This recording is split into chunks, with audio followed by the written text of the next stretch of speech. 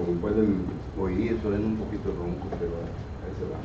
A lo mejor así me queda la voz. Está bien, ¿verdad? Canto mejor el bajo. Bienvenidos a todos ustedes que nos están sintonizando por medio de Facebook hoy en esta mañana. Nuevamente estamos contentos porque nos está visitando por medio de esta tecnología. Si acaso usted es miembro de esta congregación, se encuentra en casa recuperándose de cualquier enfermedad, pues estamos orando por usted para que pronto el Señor le conceda esa restauración de salud y pueda regresar nuevamente con nosotros.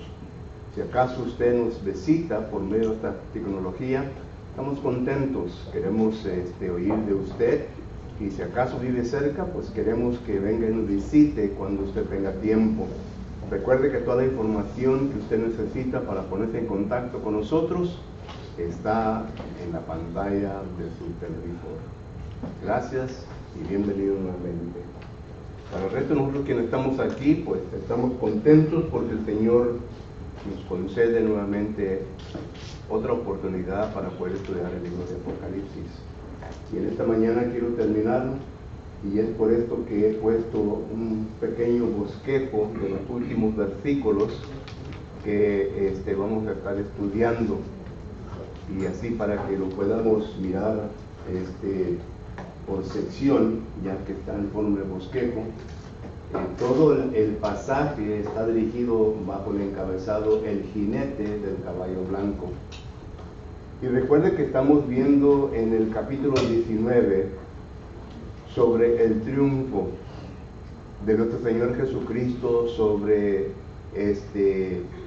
las bestias, es decir, la bestia de la tierra y la bestia del mar. Ya hemos explicado en Apocalipsis capítulo 13 a qué se refiere este libro cuando viene a hablar figurativamente concerniente a las bestias, pero también miramos nosotros que tras de ellas está la influencia de Satanás.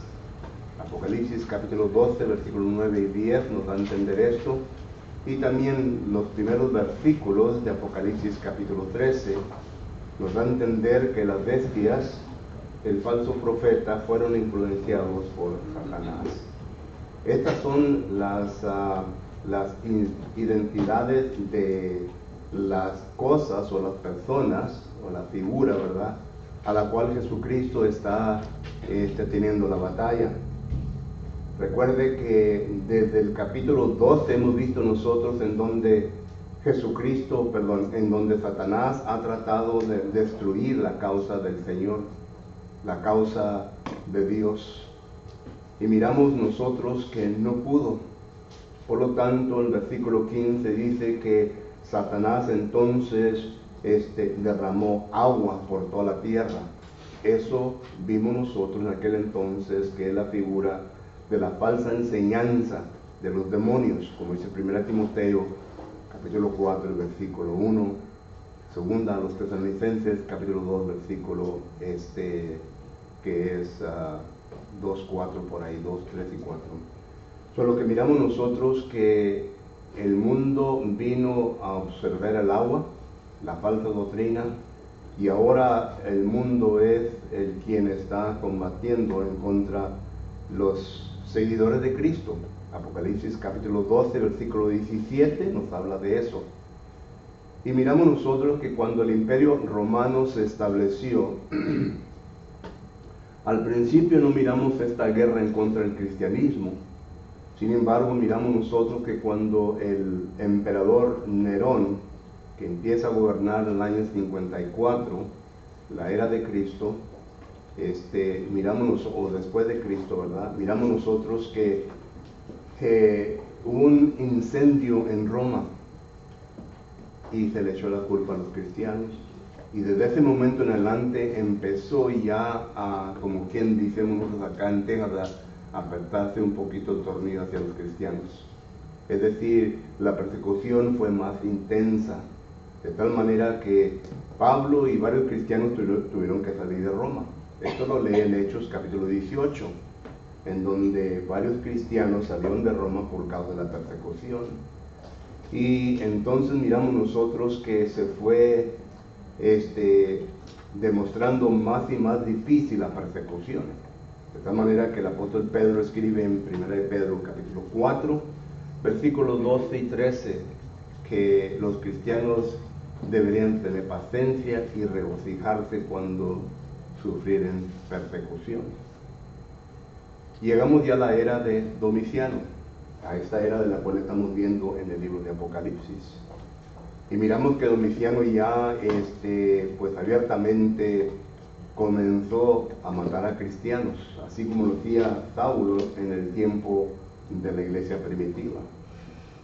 Y miramos nosotros entonces que este emperador Domiciano fue un emperador muy cruel. Si usted tiene oportunidad, lea la historia de él y miren cómo trató cruelmente a los cristianos.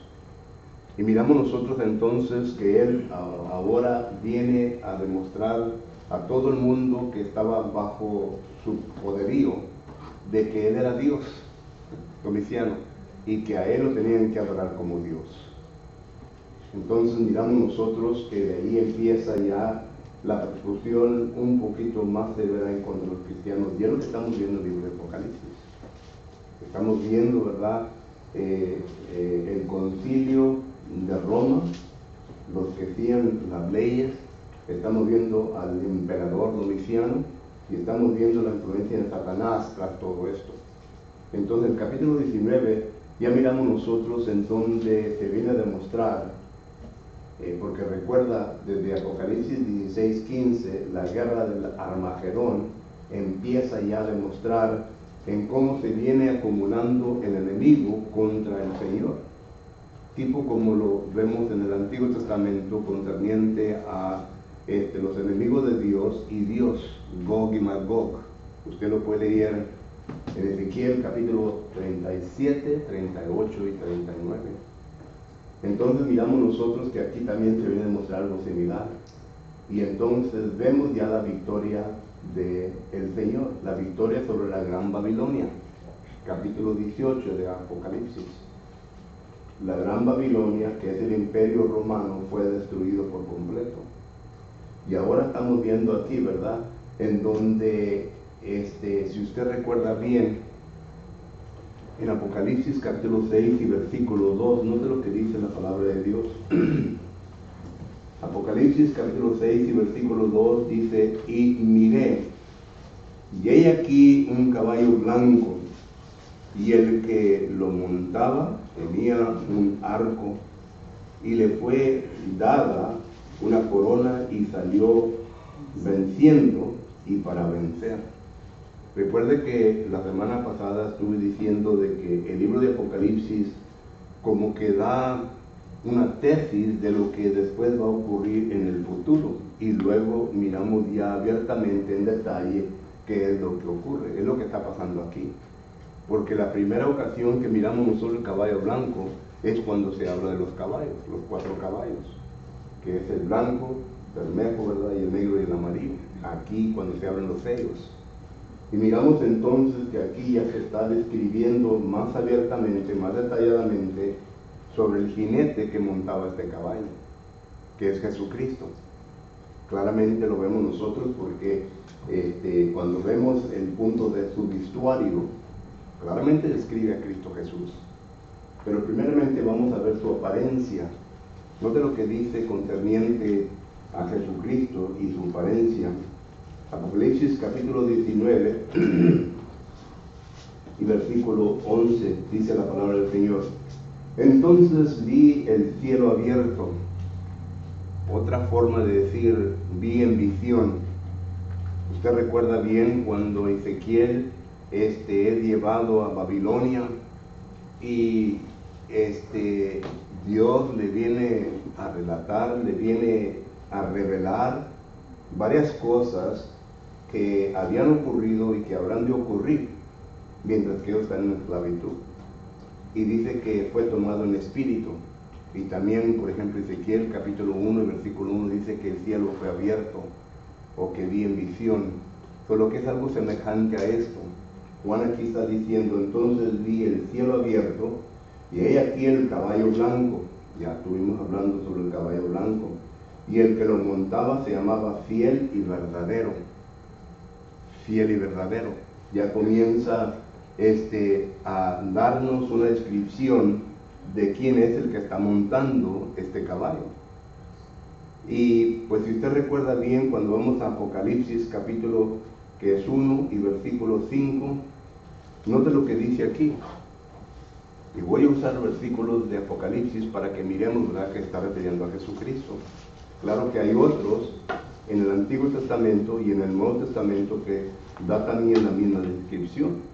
Pero note lo que dice Apocalipsis 1:5, dice, y de Jesucristo, el testigo fiel.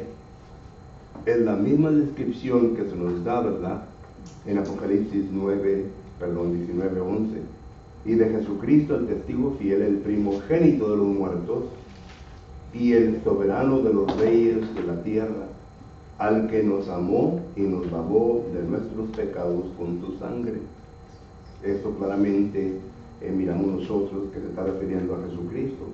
Pero ahora vamos a Apocalipsis capítulo 2 y versículo 18, cuando se le escribe el mensaje a la iglesia en Tiatira. Y escribe al ángel de la iglesia en Tiatira. Ya estuvimos viendo que el ángel simplemente un mensajero que figurativamente se está refiriendo, ¿verdad?, al predicador o a los líderes ancianos de la congregación, y escribe al ángel de la iglesia en Tiatira, el Hijo de Dios, el que tiene ojos como llama de fuego, y ya para presentar, ¿verdad?, su aspecto físico, de lo cual ya miramos aquí en este punto. Pero miramos nosotros que Él es verdadero. Otro pasaje, ¿verdad?, que lo demuestra esto es Apocalipsis capítulo 3 y versículo 14.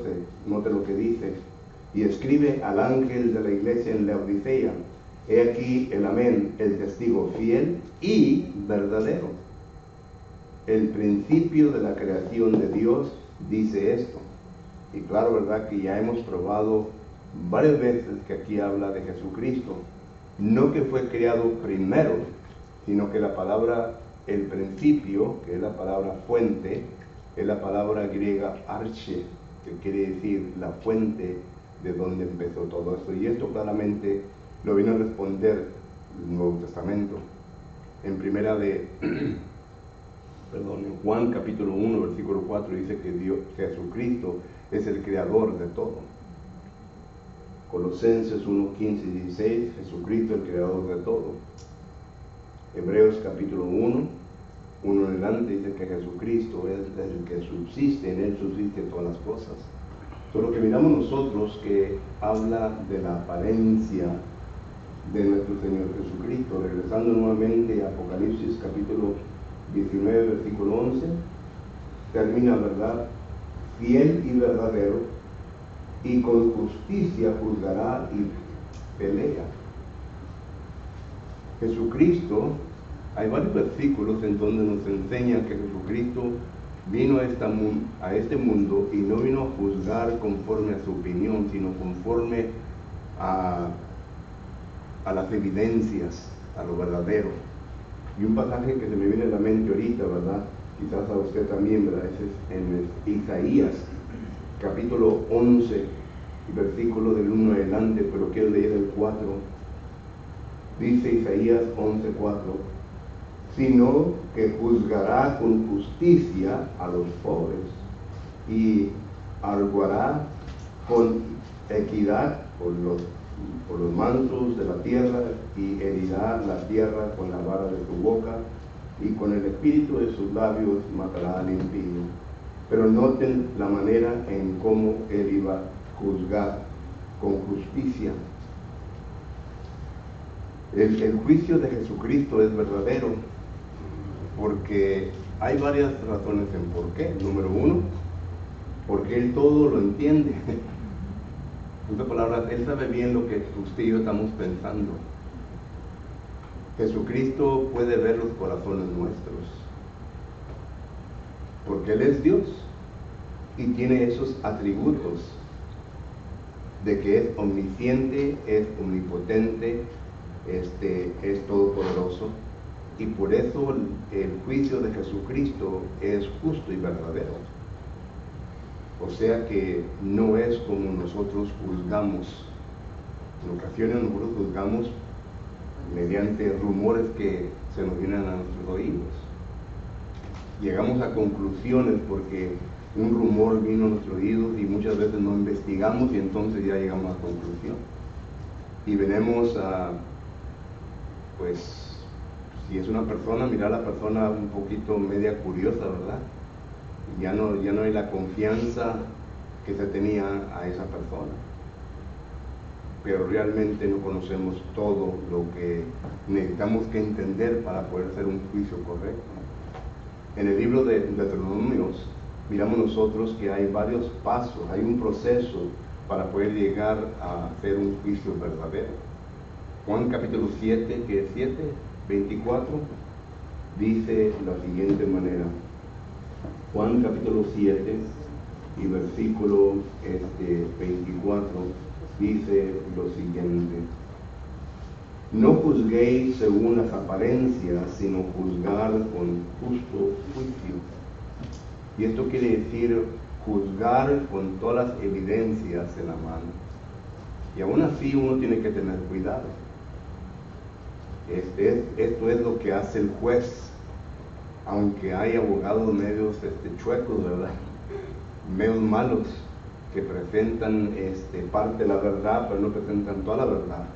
Y el juez entonces hace un juicio concerniente a esa parte parcial. Pero el juicio tiene que ser en la verdad absoluta, en lo correcto. Y así el juez o el jurado, ¿verdad?, hace un juicio concerniente a lo que tiene que hacer. Así nosotros también como cristianos. Tenemos que tener mucho cuidado cuando juzgamos cosas, porque si acaso estamos tratando con una persona, le podemos arruinar la vida a la persona. Se la podemos arruinar tremendamente, que muchas personas son débiles y no pueden recuperarse y se van al mundo.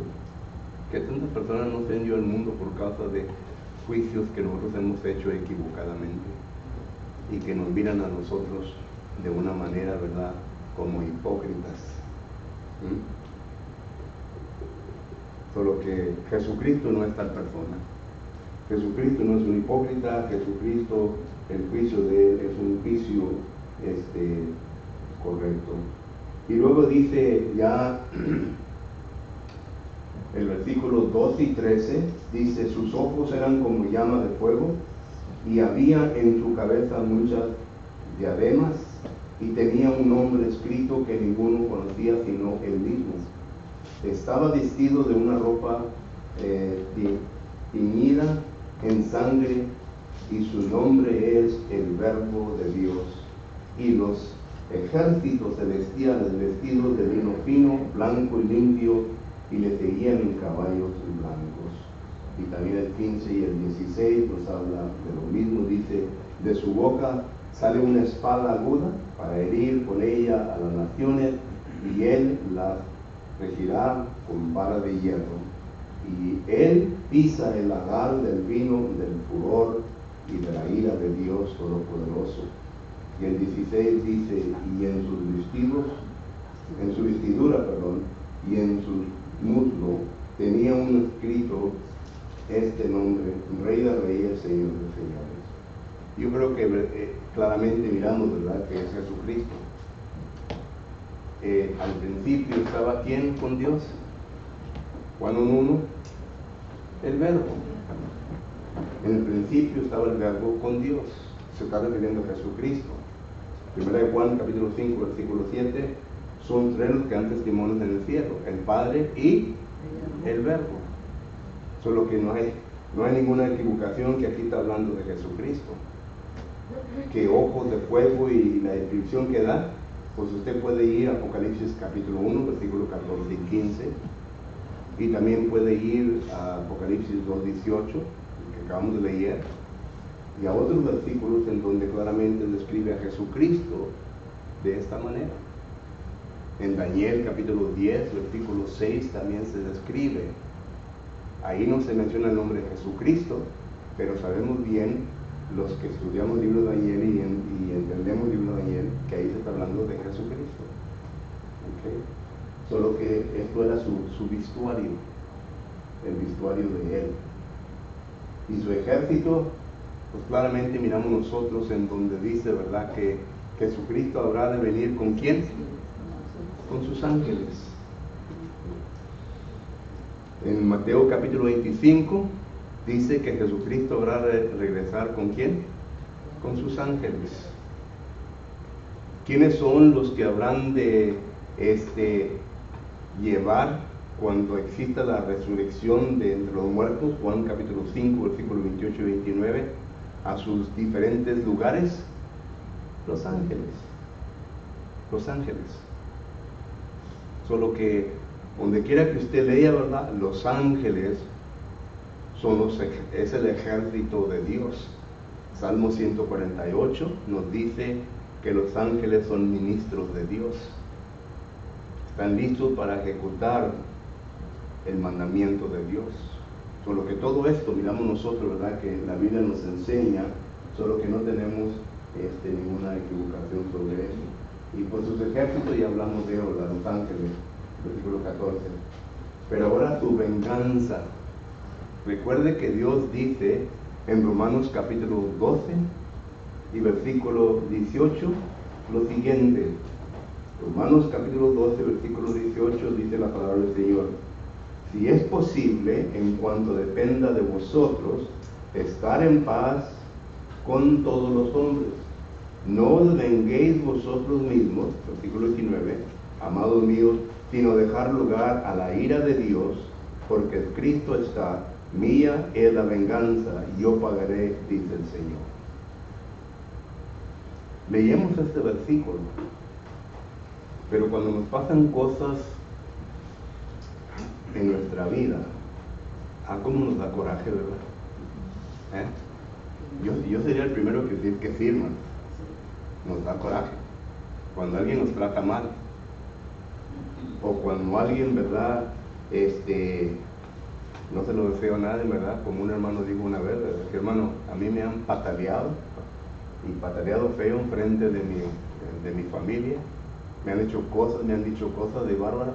¿Cómo nos da coraje? Si usted estuviera en esa posición, ¿qué lo quisiera?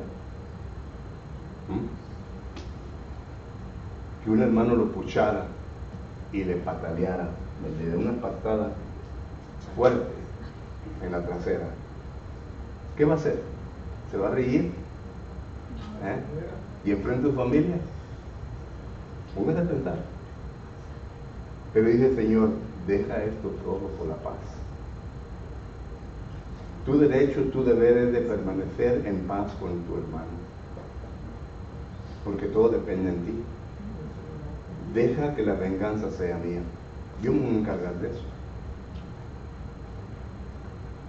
Pero vuelvo a repetir, qué difícil es en ocasiones de entender estas palabras y dejar que esto pase, ¿verdad?, en nuestra vida. Especialmente cuando un mal se le hace a nuestros hijos, a hermanos, a nuestras esposas, ¿verdad? Cómo nos sintemos, etcétera, etcétera.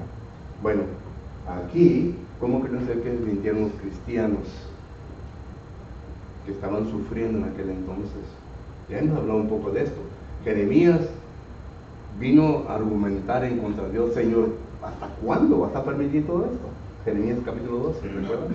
Habacuc también: ¿por qué permites que esto venga a pasar a tus hijos?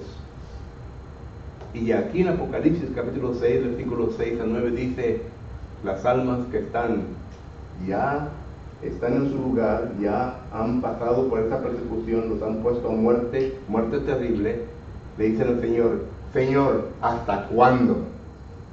¿Hasta cuándo vas a vengarnos? ¿Hasta cuándo? Y aquí ya miramos la venganza.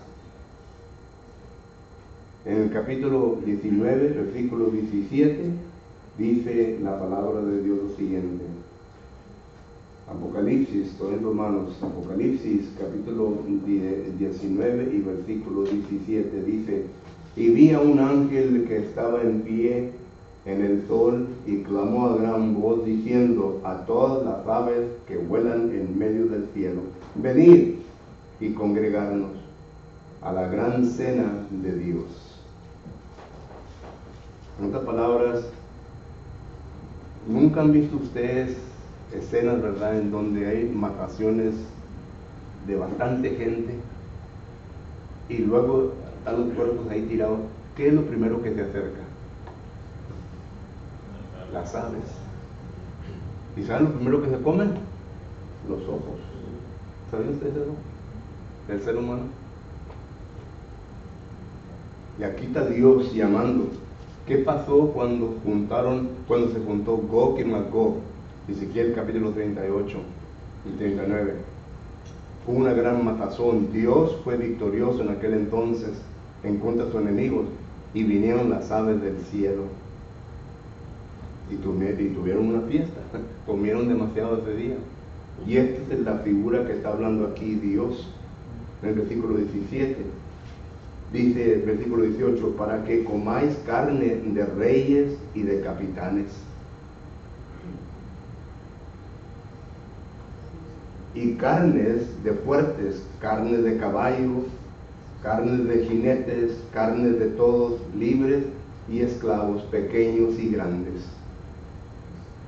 Todo el ejército del Imperio Romano. Y luego el 19 dice: y vi a la bestia, a los reyes de la tierra, a sus ejércitos reunidos para guerrear contra el que montaba el caballo y contra su ejército. Aquí está hablando ya del Imperio Romano, del emperador, del imperio y del emperador, de las dos bestias. Y Jesucristo fue victorioso sobre ellos. Y luego sigue diciendo versículo 20: y la bestia fue apresada, y con ella el falso profeta, ahí habla ya de los dos, que había hecho delante de ellas las señales con las cuales había engañado a los que recibieron la marca de la bestia y que habían adorado su imagen. Estos dos fueron lanzados vivos dentro de un lago de fuego que arde con azufre.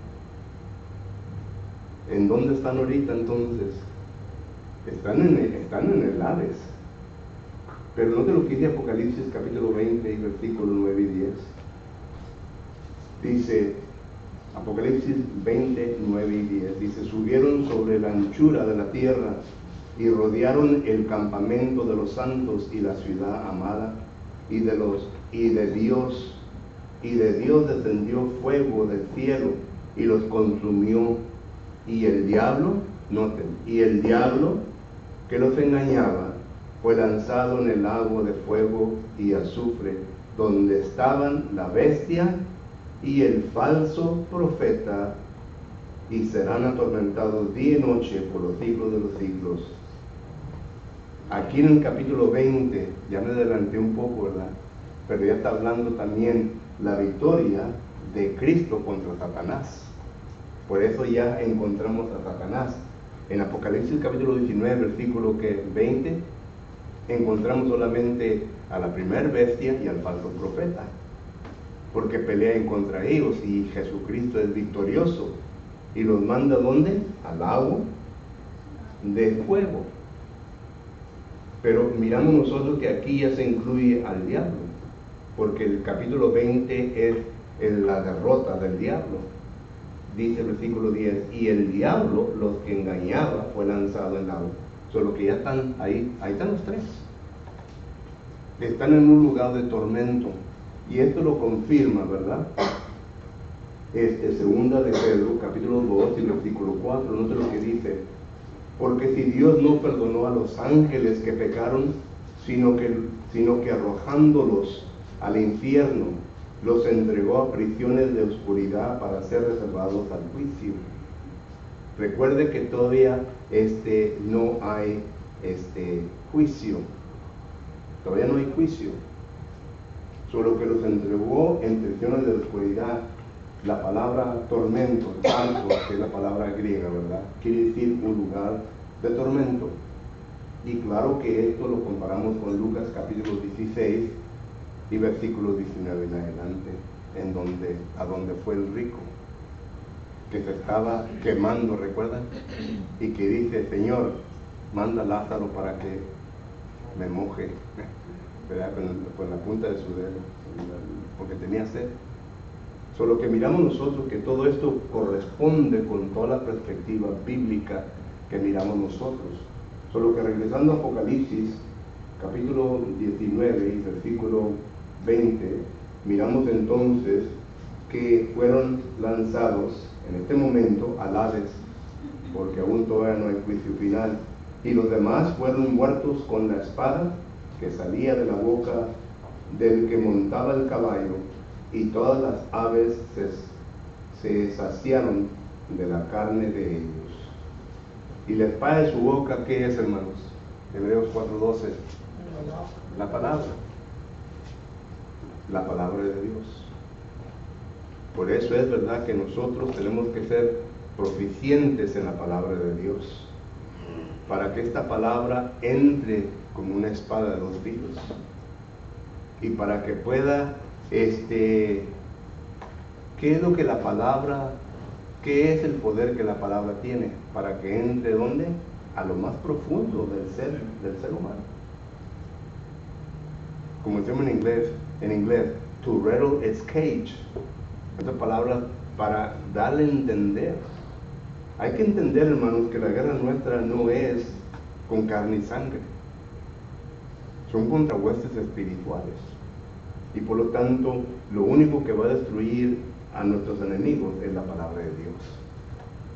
Solo que tiene que ser proficiente, ¿verdad?, en la palabra de Dios, tiene que saber cómo usarla correctamente, 2 Timoteo 2:15, y tiene que saber cómo contestar correctamente, 1 Pedro capítulo 3 versículo 15.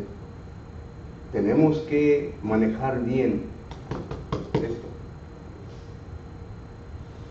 para poder ser triunfantes. Y terminamos con el capítulo 19. Pregunta o comentario. Usarla primeramente nosotros en nuestras vidas, que nos va a ayudar a nosotros. Correcto. Para poder ayudar a los demás. ¿Alguien más? Sí, hermano. Digo, Jesucristo, ¿verdad? Primero nació en un alma, ¿verdad? En un alma, ¿verdad? Y ahí el jinete de caballo blanco, ¿verdad? Que otro triunfante, ¿verdad? Un caballo blanco, ¿verdad? Zacarías 9:9 lo anuncia, ¿verdad? Mateo 21:5, que iba en un alma, ¿verdad? Y ahí quedó el jinete de caballo blanco, ¿verdad? Triunfador. Y por eso Dios tuvo que venir a la tierra, lo cual es Jesucristo. Este es el concepto que el judío no pudo entender, porque Jesucristo tuvo que ser escogido de entre sus hermanos, Hebreos capítulo 5, y para que así Él pudiese destruir al pecado, tenía que ser un humano, y por eso Jesús, Filipenses 2:5, ¿verdad?, se convirtió, pero sigue siendo Dios, es Dios, pero es una persona con dos naturalezas. Y este tema es un poquito difícil de entender y complicado de explicar en ocasiones, pero tuvo que ser Jesucristo para poder llevar a cabo ese triunfo contra Satanás. Bien. Gracias. ¿Alguien más? Y es importante también que pudiéramos ver que tuvo que morir